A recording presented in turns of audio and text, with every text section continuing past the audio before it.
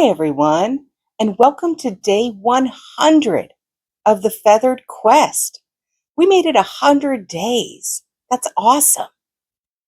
Our bird of the day today is the Swainson's thrush.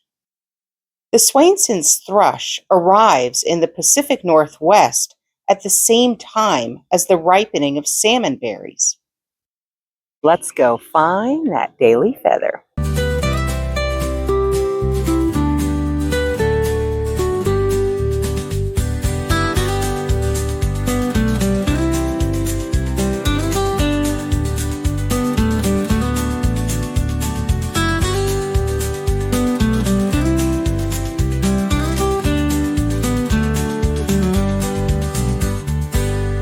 Thanks for coming along today. Remember, you are loved and the world is full of wonder. So, did we find our bird of the day?